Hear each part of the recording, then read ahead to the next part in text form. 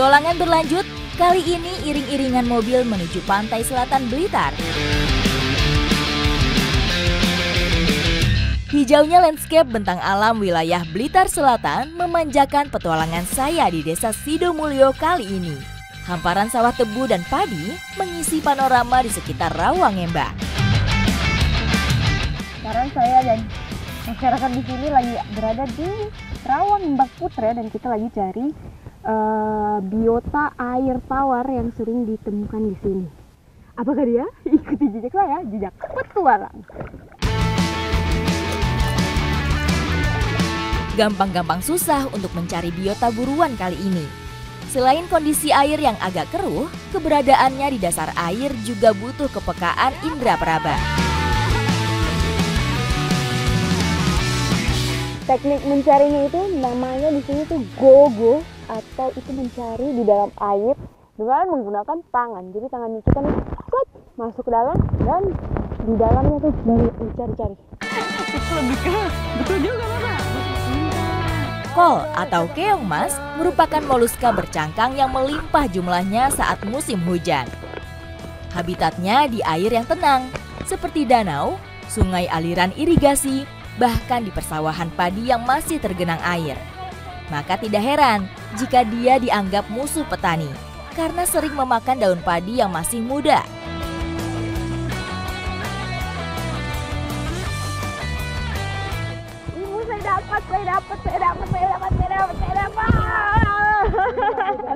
Dapat banyak, Bapak juga dapat. Wow, semuanya dapat banyak. Terus di sini selain kita mencari di sini, di belakang saya ini pemandangannya bagus sekali. Jadi sambil mencari sambil cuci mata kita. Lanjut Pak, Ibu, semangat semangat. Oke, lanjut. Meski persebaran keong mas sangat merata, namun siput ini merupakan pendatang dari Amerika Selatan. Moluska satu ini mulai masuk kawasan Asia Tenggara sekitar tahun 1981-an. Ini sekarang sudah dapat banyak ya Bu? Ya, dapat banyak lagi. Sekarang kita mau olah jadi makanan khas di sini. Ikuti jejak saya, jejak petualang. Yuhu.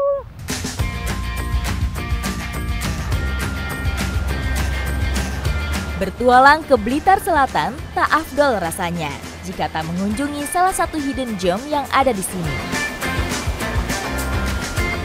Sekarang saya dan ibu-ibu ini lagi di Pantai Umbul Waru, tepatnya di Desa Sidomulyo. Ini tuh hidden gem sekali karena sesuai namanya, ini air terjun Umbul Waru.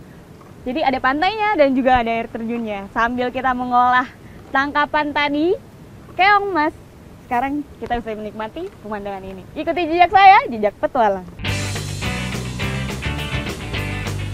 Untuk mengolah keong mas sebenarnya cukup mudah.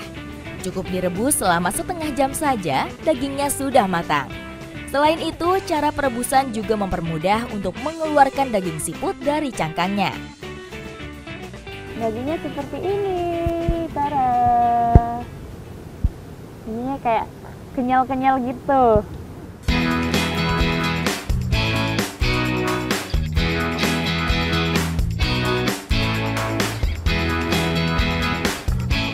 Kita masaknya nggak pakai minyak, tapi pakai santan karena memang santan itu sudah mengandung minyak. Terus ini kita masaknya bumbu krengseng. Kalau tumisan bumbu sudah matang, barulah kuah santan dimasukkan supaya semakin menambah rasa gurih olahan krengsengan keong mas kali ini. Ini dimasukin sebelum mendidih karena kita mau dagingnya itu bumbunya meresap sampai ke daging-dagingnya. Jadi biar pas dimakan tuh lezat tuh. Oke.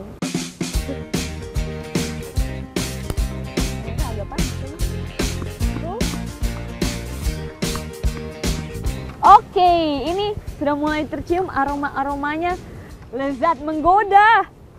Wah, karena santannya juga aromanya kuat sekali dan santan itu dari kelapa. Jadi memang kelapa itu just gandus. Krengsengan merupakan satu olahan makanan khas Jawa Timur yang menonjolkan rasa pedas gurih pada cita rasanya.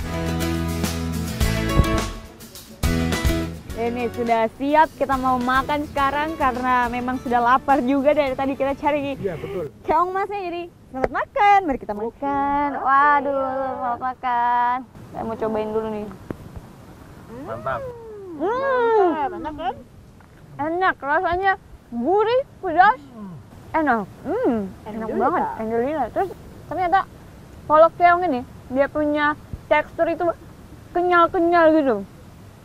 Kalau misalnya pernah makan ayam tulang yang tulang rawannya mirip-mirip. Tak salah pilihan olahan kali ini. Badan yang tadinya sudah mulai kedinginan akibat berendam menjadi hangat kembali. Seru sekali hari ini, sudah cari keong emas tadi di tempat yang bagus juga. Sekarang juga menikmati keong emas ini di pantai air terjun Umbul Waru yang luar biasa cantik dan eksotis. Ikuti jejak saya, jejak petualang. Perut sudah terisi, tentu saja saya tak mau melewatkan momen untuk menikmati keindahan panorama di Umbul Waru.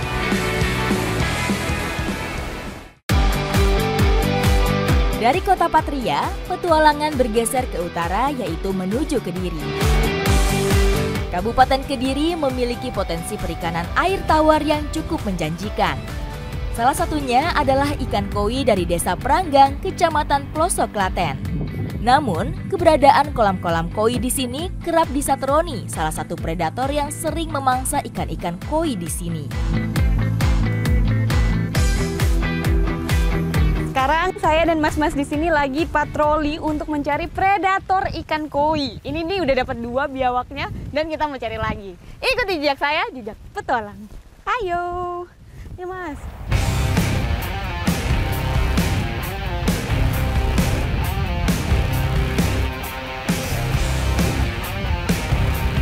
Ih mas, itu digigit. Ih, itu berdarah itu.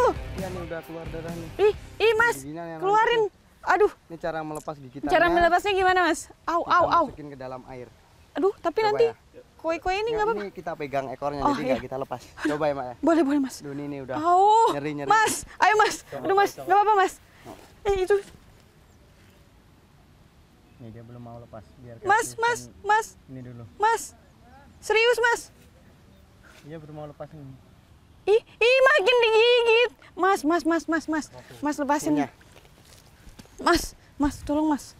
Boleh diontem. Ini sekarang lagi mau dilepasin karena tadi coba lepasin ke bawah nggak bisa. Jadi sekarang dilepasin. Ah! Ini udah lepas. Terus lepas, terus diambil. Ah!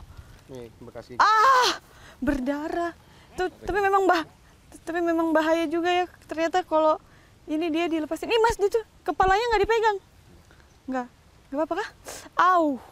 Ini memang harus hati-hati juga dan memang harus hati-hati ini. teman harus apa namanya Safety. punya pengalaman, harus safety juga betul. Tapi itu ada bisanya nggak sih mas? Kalau bisa nggak ada sih, biasanya Nggak ada ya bakteri. Aduh mas. Ntar kita langsung pakai antiseptik udah. Biasa. Oh pakai antiseptik udah aman ya. Mas. Aduh. Aman mas. Sudah mas. Aman-aman. Tapi saya jadi deg-degan sendiri.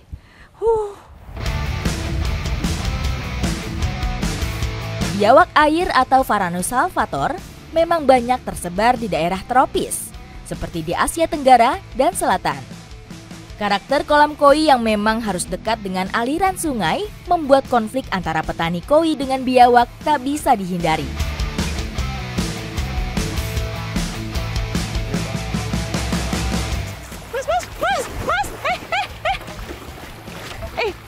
Mas. Udah mulai ditangkap ekornya. Saya mau mendekat juga, saya agak deg-degan. Itu ketangkap. Itu. Mas. Ini udah aman kah? Mas. Ini udah aman kah? Aman. Aku ya. Au! Dan pelolong sini. Waduh. Dan pelolong sih. Ini biawaknya gede sekali. Ada 1,5 meter, 2 meter.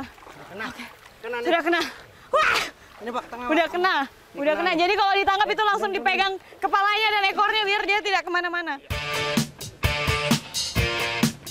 Kecepatan biawak dalam melarikan diri dan memberi serangan balik harus diantisipasi secara cepat dan tepat juga. Kadal raksasa satu ini mengandalkan ekor dan gigitan untuk menyerang ketika merasa terancam. Tak jauh dari lokasi temuan pertama, kami kembali menemukan biawak ukuran sedang yang menunggu mangsa di pinggiran sungai. Hei Mas, wih, dia berenang di bawah di air. Itu dia. Mas. Dapat. Saya bantu apa ini? Bentar. Yang penting tenang. Di sini saya membantu apa ya? Ini memang langsung harus ditangkap langsung kayak lehernya ya. Beratnya kira-kira berapa nih Mas? 3 kilo. Ini sekitar 1,5 sampai 2 kilo lah. Tapi segini ini juga kalau makan ikan koi besar juga udah bisa. Iya ini betul. Giginya itu, wow. Ini giginya lihat. Saya tadi lihatin. Lidahnya, Dia bisa berenang di air. energinya. Tapi dia sangat energinya kuat. kita kalah. Kewalahan kita.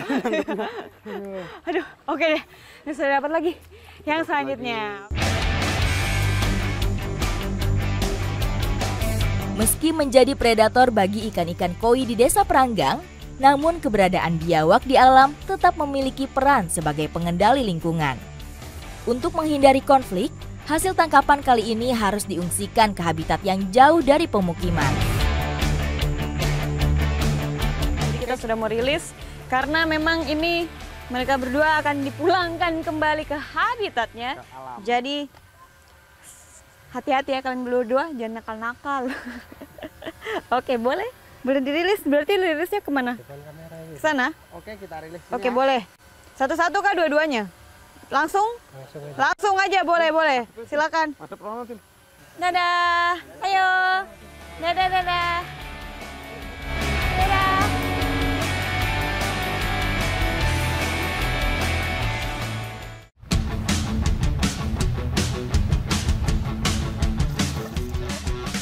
Ikan koi ini berasal dari Jepang, jadi namanya tuh semuanya tuh kejepangan.